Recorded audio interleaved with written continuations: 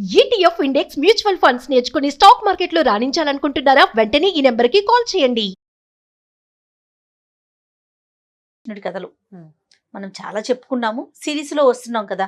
అందులో భాగంగా ఈరోజు ఒక స్టోరీ చెప్పండి. తెనాలి రామకృష్ణ కథల్లో వాతలు పెట్టే కథ ఒకటి మహా బాగుంటుంది. అదొకటి. అక్కడి నుంచి గుర్రం కథ ఇంకొకటి బాగుంటుంది. అన్ని ప్రఖ్యాతమైన కథలే మన వర్షంలో మనం చెప్తాం అనమాట. ఒక సంవత్సరం అట రాయలవారి కొలువులో, అంటే వాళ్ళ సైనిక బలంలో గుర్రాలు ఏదో జబ్బు చేసి చనిపోయినాయట. బాగా చనిపోతే వీళ్ళు చుట్టుపక్కల మహమ్మదీయులతో వాళ్ళతో చాలా యుద్ధాలు వచ్చే అవకాశం ఉంది, బహమనీ సుల్తాన్లు వాళ్ళతో యుద్ధాలు వచ్చే అవకాశం ఉందని ఎక్కడి నుంచో పారసిక దేశం నుంచి బోలెడు గుర్రాలని తెప్పించుకున్నారు. తెప్పించుకుంటే ఏమైంది, ఈ గుర్రాలను మొత్తం ఆ 1000-2000 గుర్రాలని పోషించడానికి ఇబ్బంది అయింది వీళ్ళకి. అశ్వశాలలు చాలటంలో మళ్ళీ కొత్తవి కట్టడం ఎందుకని ఒక ఐడియా వేశారు. ఏమనుకున్నారు, ఈ రాజుగారి పోషక వర్గంలో చాలామంది ఉన్నారు కదా పనిచేసేవాళ్ళు, కవులు, గాయకులు, పండితులు, పురోహితులు, జ్యోతిష్ శాస్త్రవేత్తలు, వీళ్ళందరూ అన్ని రకాల జాతుల వాళ్ళు ఉన్నారు. ఇప్పుడు కవుల్లో బ్రాహ్మణులతో పాటు రెడ్లు, కమ్మారు అలా కూడా ఉన్నారు, చాలామంది ఉండేవాళ్ళు. అందరికీ తలా ఒక గుర్రాన్ని ఇచ్చి గుర్రం పోషణకి రాయలవారే నెలకు 15 రూపాయలు, 15 నాణేలు, 20 నాణేలు ఇచ్చి గుర్రాన్ని వాళ్ళు పోషించాలి. ఎవరు బాగా గుర్రాన్ని బలిపిస్తే వాళ్ళకి బహుమతి ఇద్దామనుకున్నారు. గుర్రాల పోషణ అవుతుంది, వీళ్ళందరికీ పనులు ఉంటాయి, మనకు కావాల్సిన వ్యవహారం అవుతుందని ఆలోచించి ఏం చేశారు, తమ సాలలో పట్టినన్ని గుర్రాలని తమ దగ్గర ఉంచుకున్నారు. అక్కడి నుంచి ఈ కవిగాయక వైతాళికులందరికీ తలా ఒక గుర్రాన్ని ఇచ్చారు. ప్రతి నెల 1వ తారీఖున 2వ తారీఖున రాయలవారి ఆస్థానం నుంచి ఓ 15 రూపాయలు, 18 రూపాయలు వచ్చేది ఇంటికి. వస్తే వీళ్ళు ఏం చేయాలి, గుర్రానికి దాణా కొనాలి, గడ్డి కొనాలి, గుగ్గిళ్ళు కొనాలి, మాలిష్ చేయడానికి ఒక మనిషిని పిలిపించుకుని మాలిష్ కూడా చేయించుకోవాలి.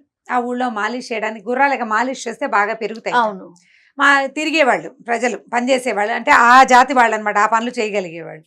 వాళ్ళకు పావలావో అర్థం ఇచ్చి వీళ్ళు కుదిరినప్పుడు ఇంట్లో అవకాశం ఉన్నప్పుడు మాలిష్ చేయించాలి. వాటన్నిటికీ ఖర్చులకు ఆలోచించి వీళ్ళకు కూడా ఒక 2-3 రూపాయలు పైన ఎక్స్ట్రా ఉండేలాగా ప్లాన్ చేసుకుని డబ్బులు పెట్టారు. సరే ఏమైంది, అందరూ ప్రతి వాళ్ళు రాయలు గారు ఇవ్వబోయే అద్భుతమైన బహుమానం కోసం గుర్రాలని యథాశక్తి పోషించారు. మన తెనాలి రామలింగడు గారికి కూడా ఒక గుర్రాన్ని ఇచ్చారు.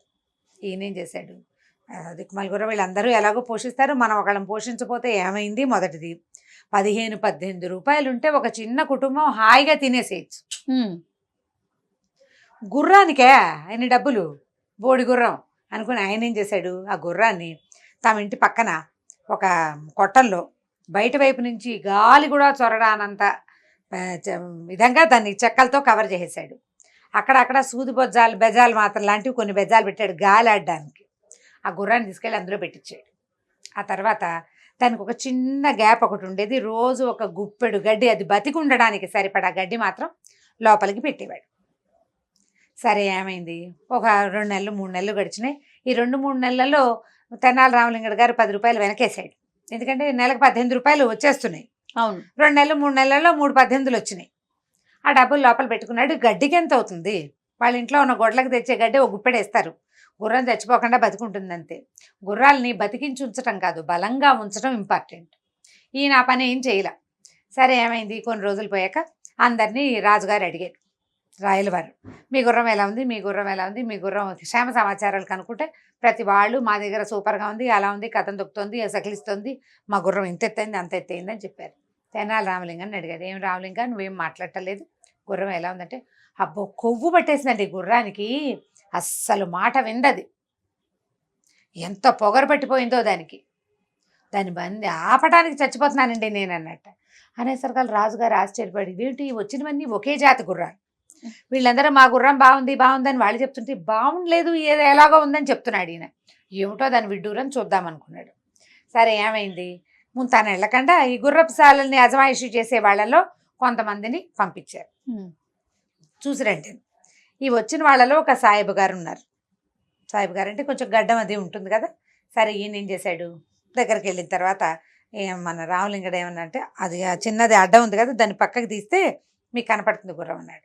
ఈ పక్కకి తీయగానే సాయిబు గారు ఏం చేశాడు, మొహం అందులోకి పెట్టాడు చూడడానికి, ముందు కొంగి పెట్టేసరికల్లా ఈయన తాలూకు బారెడు గడ్డం, మూరెడే ఉంది, బారెడు లేదులే, ఆ మూరెడు గడ్డం లోపలికి వెళ్ళేసరికల్లా ఆ గుర్రం తనకి రోజు అందించే ఎండుగడ్డి పరకలుగా భావించి ఆ గడ్డాన్ని పట్టేసుకుంది. ఈయన లాగుతాడు, అది లాగుతుంది, గట్టిపోతుందని దాని గోల, అది గట్టిగా లాగేస్తుంది. సాయిబు గారు లవో దిబోమని కేకలు పెడుతున్నాడు, ఎప్పటికీ వదలదు అది. ఏమిటో తెలియలేదు, బయట ఉన్న వాళ్ళంతా తెల్లబోయారు, చూసారా మా గుర్రం ఇలాంటిదని, దానికి పొగరని చెప్పాగా నేను అంటాడు రామలింగయ్య. అక్కడి నుంచి ఏం చేశారు వీళ్ళు, కొంతమంది పరిగెత్తుకెళ్ళి, ప్రభు ఇక్కడ ఏదో హడావిడి అయిపోతుందండి, సాయిబు గారి గడ్డాన్ని గుర్రం పట్టేసుకుందండి అన్నారు. అనేసరికల్లా ఆయన తెల్లబోయి, రాజుగారు, సైన్యాధిపతి, కోశాధికారి, 2-3 వ్యవహారం అంతా వచ్చేసారు. వచ్చి చూస్తే ఈ గడ్డం దాని నోట్లో ఇరుక్కుపోయింది. ఈ తలుపు ఇంకెక్కడి నుంచి తీయటానికి, తలుపు తీస్తే మాత్రం ఈయన మొహం అందులో ఉంటే దీన్ని ఎట్లా ఎత్తుతారో, ఆ చెక్కల్ని ఎట్లా పగలగొడతారు. సరే ఏం చేశారు, కాస్త అటు ఇటు ఆలోచించి తిమ్మరసు గారు అన్నారు, కత్తిరి పెట్టి ఆయన గడ్డాన్ని కత్తిరించేయండి అంటే, ఎలాగోలాగా ఆ పక్కనది లాగేస్తోంది. ఈయన మొహం అంతా జిల్లార్చుకుపోయి ఏడుపు, ఆయన లబో దిబమని మొత్తుకుంటున్నాడు. నీకు మొహం దగ్గరగా కత్తిరి పెట్టి కత్తిరించాలంటే అంత సులువా? సులువు కాదు. మొహానికి ఎట్లా కొట్లా 4-5 చోట్ల కత్తెరగాట్లు పెట్టి ఆ గడ్డాన్ని కత్తిరించారు. కత్తిరించేసరికల్లా ఈయన వెనక్కి పడ్డాడు, మొహం అంతా నెత్తురు, నానాగోల. అక్కడి నుంచి వైద్యుడు వచ్చాడు, అవి ఇవి వైద్యాలు చేశారు. చేశాక ఏమిటి ఈ గుర్రం సంగతి చూద్దాం, ఈ చెక్కలు ఊడదేనరా చూద్దామన్నారు. ఊడదీస్తే బక్క చిక్కిపోయి ఎండు నక్కలాగా ఉంది గుర్రం. రాయల వారి కొళ్ళు మండిపోయింది. ఏమిటి రావులింగా నీ పద్ధతి, గుర్రాన్ని గడ్డన్నా పెట్టట్లేదా, ఇలా చిక్కిపోయిందంటే, అయ్యో గుప్పెడి గడ్డి పెడితేనే దీనికి ఇంత పొగరండి, వచ్చిన మనిషి గడ్డం పట్టేసింది, అది దీన్ని బాగా పెంచి పోషిస్తే అది కనీసం సింహంలా తయారవుతుంది ప్రభు, మీకు అర్థం కావట్లేదు అన్నాడు. ఆయనకి నవ్వొచ్చింది వెంటనే. ఇప్పుడు నవ్విన తర్వాత అతను నీకేం శిక్ష ఇస్తారు, శిక్షించలేరు కదా. నవ్వాక శిక్ష, అందరూ పగలబడి నవ్వారు మాటకి. దాంతో ఏమన్నారు, నువ్వు పోషించవద్దు, ఏమి చేయొద్దు, ఈ గుర్రాన్ని ఎవరో ఒకళ్ళు తోలుకుపోండ్రా అని చెప్పేసి ఆ గుర్రాన్ని వేరే వాళ్ళకి అప్పచెప్పి, రామలింగడికి పని చెప్పకూడదు. ఇదివరకు పిల్లిని ఇస్తే ఇలాగే చేశాడు, గుర్రాన్ని ఇచ్చినా అలాగే చేశాడు, మనకే తెలియలేదు, వీళ్ళకి ఈయనకి ఇవ్వకూడదని చెప్పేసి ఆ గుర్రాన్ని తీసుకుపోయి అందరూ టాటా చెప్పి వెళ్ళిపోయారు. ఆయన తెలివి ఏంటంటే, ఎందుకు దీనికి అని, ఇప్పుడు ఇది ఒక చెడ్డ చర్య నిజానికి. రాజుగారు గుర్రాన్ని పోషించమన్నారు, రాజు ఆజ్ఞ నువ్వు శిరసా వహించాలి, తప్పదు, రాజాజ్ఞ శిరసా వహించాలి కదా. అందరూ చేసిన పని తను చెయ్యకపోవటమే ఈ తెనాలి రామకృష్ణుడు గారి ప్రత్యేకత. ఊరందరిది ఓ దారి, ఉలిపి కట్టది ఇంకో దారి, ఈయన దారి అది. ప్రతి వాళ్ళు రాజుకి పూర్తిగా విధేయులుగా ఉంటారు. ఈయనకి రాజుకు విధేయుడే ఈయన, కానీ అన్నీ చేయడు. ఈ అన్నీ చేయని ఈ వికట కవితనాన్ని రాయల వారు పెంచి పోషించి ప్రేమించారు. ఈయన వల్ల కొన్ని ఉపయోగాలు, కొన్ని మంచి పనులు జరిగినాయి. ఆయనకి ఇలాంటి ప్రవర్తన ఆయనకి సంతోషాన్నే కలిగించేది. ఏముంది, ఓ గుర్రం, దాన్ని మళ్ళీ కొద్ది రోజులు పోషిస్తే అది మామూలు అయిపోతుంది అని అనుకుని ఆ గుర్రాన్ని వేరే వాళ్ళకి అప్పచెప్పేశారు. రాయల వారి ఇంటికి వెళ్ళిపోయారు. ఈయన 3 నెలల నుంచి డబ్బులు చేసుకున్న డబ్బుల్ని చక్కగా చూసుకుని సంతోషించి హాయిగా తన దారిని తనున్నాడు. ఇలాంటివి ఎన్ని కథలో చిన్న చిన్న చిన్న కథలు మహా బాగుంటాయి. ఇప్పుడు ఇందులో ఫీజిబిలిటీ, ఇందులో ఆయన ప్రవర్తన, దుష్ప్రవర్తన, వాటి గురించి మనం ఏమీ మాట్లాడుకోవాలి. అంతే, అప్పుడు జరిగింది, ప్రజల్లోకి వచ్చింది, పుస్తకాల్లో వచ్చింది, చెప్పుకోవటమే. కథ కంచికి మనం ఇంటికి. బాగుంది రాము గారు, ఇంకొక స్టోరీతో కలుద్దాం. నమస్తే.